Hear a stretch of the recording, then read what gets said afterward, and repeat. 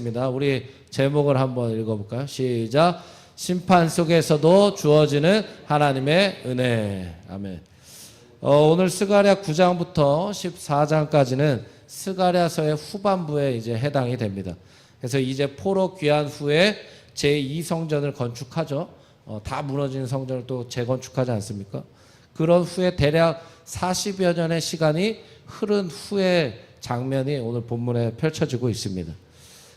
이 전에는 한편으로 스가랴서를 통해서 하나님이 환상을 또 보여주시면서 이스라엘의 회복과 번영을 약속을 하셨었어요. 근데 40여 년이 흐른 뒤에도 이러한 딱히 바라볼 만한 회복과 번영이 이루어지지 않는 것 같아서 이스라엘이 한편으로 의심도 품을 수 있고 또 실망도 할 수 있는 그런 상황의 시간이 흐르고 있었다는 겁니다. 근데 이럴 때 하나님이 오늘 본문의 말씀을 통해서 다시 한번 이스라엘에게 각인을 시켜주시는 거예요. 하나님이 약속하신 걸 재확인을 시켜주시는 거예요. 여전히 주변의 대적 국가들이 이스라엘을 압박하고 있었고 핍박하고 있었던 상황은 펼쳐져 있었거든요. 근데 오늘 본문에 보니까 하나님이 이스라엘의 주변 국가들, 이스라엘을 대적하고 있는 국가들을 심판하시겠다, 이런 내용이 오늘 본문입니다. 그러면서 1절에 하드락이 처음에 소개가 됩니다. 이곳은 아람에 위치한 이방의 우상을 숭배하던 굉장히 큰 성읍이었거든요. 또한 다메섹은 옛 아람의 수도였고 북부 지방의 이제 핵심 도시입니다. 이건 특징 중에 하나가 이 성읍이 예전에 이스라엘을 굉장히 어렵게 했던 그 전적을 가지고 있는 이방의 우상 국가라는 거죠. 그런데 이곳에 무엇이 머문다고 합니까? 1절에 보니까 여호와의 말씀이 머문다. 1절에. 그렇죠? 여호와의 말씀이 이 우상 주변의 국가들에게 임한다, 이렇게 말씀합니다.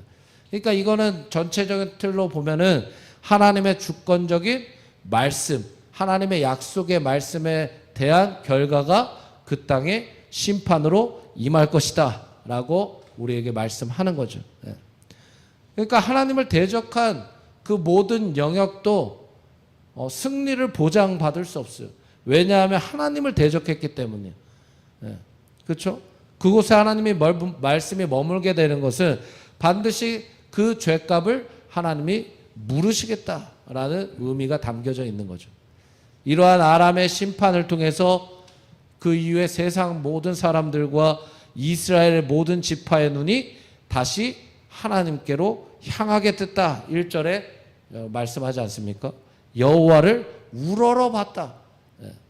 이 지역의 큰 성읍들을 하나님이 심판하심으로 다른 주변 국가들과 이스라엘의 눈이 다시 여호와를 우러러봤다.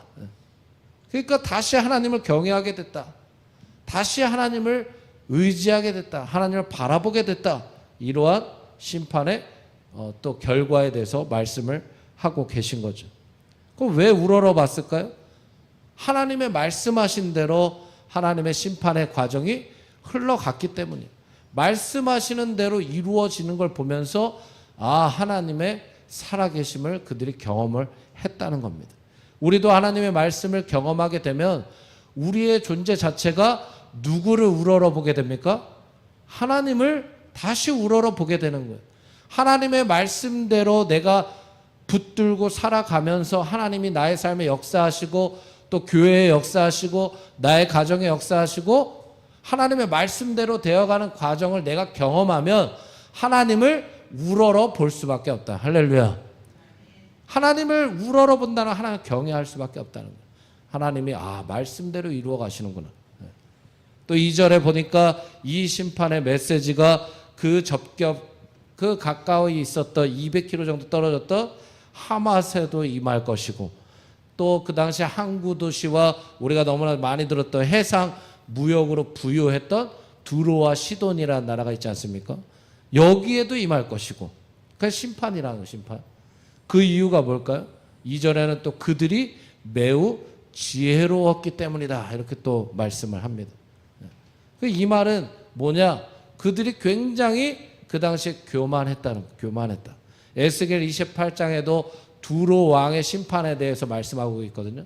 두로 왕이 왜 심판받았냐, 왜 멸망했냐, 다른 이유가 아니에요. 그 당시 자신을 말씀해 보니까 왕으로, 근데 왕을 넘어서서 자신을 신으로 지칭했다. 에스겔서에 그렇게 얘기합니다. 그러니까 자기 자신을 신이라고 지칭할 정도로 교만했다는 거예요. 그러니까 하나님은 안중에도 없죠. 그러니까 심판이 그 땅에 임할 수밖에 없다. 3절에 보니까 또 자신을 위하여 요새를 건축하고, 그렇죠? 은을 티끌같이 금을 거리에 진흙같이 쌓았도다. 이거 한번 상상해 보세요. 부와 명예, 뭐 돈이 뭐 산처럼 쌓여 있는 거예요. 요새를 건축한 거예요. 자기 자신을 위해서. 엄청난 교만 아닙니까? 그러니까 이거는 매우 지혜롭다고 표현했지만 이 지혜는 어떤 지혜예요? 세상에 제약된 지혜라는 거죠. 우리가 너무나 잘 알듯이 교만은 패망의 선봉이고 넘어짐의 앞잡이다. 이렇게 말씀하고 있습니다. 인간이 아무리 지혜롭다 한들 하나님의 지혜를 따라갈 수 없고, 인간이 아무리 많은 것을 안다 해도 전능하신 하나님을 앞설 수 없다는 거예요. 그러나 교만은 뭐냐? 이것이 가능하다고 여겨지는 것. 아, 나 하나님보다 높아, 나 하나님보다 앞서 라고 생각하게 만드는 게 교만의 죄악이라는 거예요. 4절에 주님께서 이 두루와 시돈을 어떻게 하십니까? 그냥 내버려 두시지 않는 거예요. 4절 한번 읽어볼까요? 시작. 주께서 그를 정복하시며 그의 권세를 바다에 쳐넣으시리니 그가 불에 삼켜질지라. 그러니까 자랑했거든요. 두루와 시돈은 해상 무역으로 바다가 그들이 살고 있는 아주 중심 지역 아닙니까? 그런데 그 바다 중심에서 철저히 그들이 망하게 하겠다. 이거는 뭐 쉽게 얘기하면 그들이 자랑했고 의지했던 그 중심에서 그들이 무너질 것이다 라고 말씀을 하고 계신 거죠. 실제로 200년 후에 알렉산더 대왕이 다 멸망시키지 않습니까? 우리도 마찬가지예요. 우리가 하나님을 빼놓고 세상의 그 어떠한 것들을 자랑한다고 해도 그것들도 영원할 수 없는 거잖아요. 하나님이 중심되지 않으면 다 무너질 거예요. 다 무너질 거예요. 그러나 하나님이 중심되면 누가 지켜주시는 거예요? 하나님이 지켜주시는 겁니다. 하나님이 지켜주셔야 영원한 것인 줄 믿습니다. 여기까지는 이제 북방 나라들에 대한 심판에 초점이 맞춰져 있었습니다. 이제 5절부터 7절까지는 남방 블레셋 도시들을 향한 심판에 초점이 맞춰져 있거든요. 먼저는 5절 보니까 뭐 여러 가지 이제 도시들이 등장하지 않습니까? 아스글론, 가사, 에글론, 아스돗 다 블레셋의 도시들이야. 근데 이 도시들이 두루와 시돈의 멸망을 봤어요. 그러니까 이 멸망 심판이 계속해서 주변 국가들에게 퍼져 나가는 거예요. 이 두루의 멸망을 블레셋이 보게 되지 않습니까? 이것을 보면서 블레셋이 야, 회개했으면 참 좋았을 기회다. 이 주변에 똑같이 죄악 저질렀던 모든 나라와 도시들이 하나하나 다 무너져 가는 것을 보면서 블레셋이 구원의 기회로 삼았으면 얼마나 좋지 않았을까라고 생각을 합니다. 근데 블레셋도 하나님이 심판을 하시죠. 이건 무슨 얘기입니까? 그런 과정을 보면서도 한편으로 그 전에 뭐 하나님을 우러러 봤다 뭐 하면서도 결국 심판당한 이유는 하나님을 왕으로 결국 인정하지 않았다는 거죠. 그러니까 그들의 교만대로 그대로 살았다는 거예요. 뭐 깜짝 놀랄 수는 있어요. 그 뒤에 보니까 먼저 아스글론이 무서워했다. 5절에 보니까 그렇죠? 이게 심판을 바라보는 그들의 태도와 마음의 자세예요. 우리가 이런 블레셋의 반응처럼 반응하면 안 된다는 걸 우리가 깨달아야 된다는 거죠. 아스글론은 무서워해요. 왜? 저 심판의 상황이 앞으로 자기 자신들에게 미칠 것을 한편으로 좀 예상했던 것 같아요. 그러니까 무서워합니다. 가사는 뭐라고 합니까? 아파했다. 가사는 심히 아파할 것이다. 너무 충격적인 거예요. 영원할 것 같은 나라가 그냥 다 무너지니까 충격을 받아서 아파했다. 고통스러운 거죠. 그 에그로는 뭐라고 합니까? 소망이 수치가 됐다. 그러니까 에그로는 두로를 소망으로 생각했던 것 같아요. 야, 나도 저 나라처럼 돼야 되겠다. 근데 그 부와 명예가 엄청났던 그 두로가 멸망하는 걸 보면서 야, 이 소망이 다 사라졌다. 그래서 수치가 됐던 것 같아요. 네. 그 세상 소망은 영원할 수 없다는 걸 우리가 또 볼 수 있고요. 더욱이 가사에는 뭐라고 합니까? 6절에 5절이죠. 5절 한번 읽어볼까요? 시작. 아스글론이 보고 무서워하며 가사도 심히 아파할 것이며 에그로는 그 소망이 수치가 되므로 역시 그러하리라. 가사에는 임금이 끊어질 것이며 아스글론에는 주민이 없을 것이며. 그러니까 왕도 없고 또 주민도 없다. 사람 한 명 살 수 없는 황폐한 땅으로 이 블레셋 도시가 다 전락할 것이다. 이것을 우리에게 설명을 하고 있어요. 그렇습니다. 우리는 하나님의 죄악된 심판 앞에서 그냥 단지 무섭고 또 충격 속에 고통스럽고 또 죄악으로 인하여 수치가 되는 것으로 끝나면 안 된다는 거예요. 그 모든 죄악된 것들까지도 다 누구 앞에 가지고 나가서 해결받아야 돼요? 하나님 앞에 가지고 가서 해결을 받아야 된다는 거 우리에게 설명하는 거예요. 그냥 단지 하나님 말씀이 임하고 하나님 말씀이 그대로 이루어질 때 그냥 깜짝 놀라고 그냥 뭐 충격적이고 그냥 단지 잠깐 고통스럽고 잠깐 뭐 내 죄악을 드러내는 것 같아 수치스럽고 이 수준에서 머무르면 안 된다는 거예요. 그 수준을 넘어서서 하나님의 말씀을 붙들고 우리가 그 죄악을 담당하신 예수 그리스도의 십자가 앞에 다 죄악을 못 박음으로 해결을 받아야 해결되는 거지. 할렐루야. 해결을 안 받고 그냥 블레셋의 반응처럼 끝난다? 아무것도 아닌 거예요. 우리는 다 구원의 기회로 삼고 깨닫는 기회로 삼아야 될 줄 믿습니다. 6절 7절도 한번 읽어보겠습니다. 시작. 아스도드는 잡족이 거주하리라. 내가 블레셋 사람의 교만을 끊고 그의 입에서 그의 피를 그의 입 사이에서 그 가증한 것을 제거하리니 그들도 남아서 우리 하나님께로 돌아와서 유다의 한 지도자같이 되겠고 에그로는 여부스 사람같이 되리라. 여기 놀라운 말씀이 또 6절 7절에 나오는 거예요. 하나님이 블레셋을 또 멸망시키시죠. 교만을 끊고 가증한 것을 제거하시겠다고 말씀하세요. 근데 그 뒤에 내용을 보면 하나님께서 이들도 변화시키시겠다. 이들 중에도 남은 자가 있다는 거예요. 이렇게 죄악을 끊어냈을 때 이 블레셋에도 하나님을 경외하여 한 지도자 같은 사람이 나올 것이다. 하나님을 경외하는 지도자 같은 사람이 나올 것이다 라고 놀라운 말씀을 하시는 거예요. 그래서 하나님의 목적, 마음을 보면 모든 허물과 죄로 죽었던 자들에게 새 생명을 허락해 주시는, 또 한 영혼이라도 회개하여 주께로 돌아오시는 것이 하나님의 마음이구나 라는 걸 다시 한번 우리가 깨달아야 될 줄 믿습니다. 그래서 그 변화의 기회는 이방인에게도 당연히 주어지는 것이다. 그들도 하나님께로 돌아오기만 한다면 유다의 한 지도자와 같이 될 수 있다라는 걸 말씀하시는 거죠. 어떤 사람이라도 주께로 돌이키기만 한다면 주님께서 그 사람을 붙드시고 사용해 주시고 또 회복시켜 주실 것이다 라는 걸 우리에게 다시 한번 말씀하시는 거예요. 우리가 불가능하다고 얘기하는 그 사람들 있지 않습니까? 또 그 영역들이 있지 않습니까?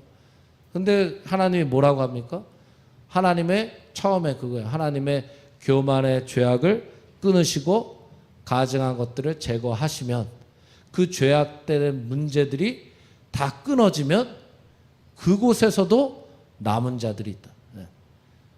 그 죄악을 해결받는 게 무엇보다도 우선이죠. 그 죄악을 이겨내는 게 무엇보다도 우선이죠. 그러려면 어떻게 해야 됩니까?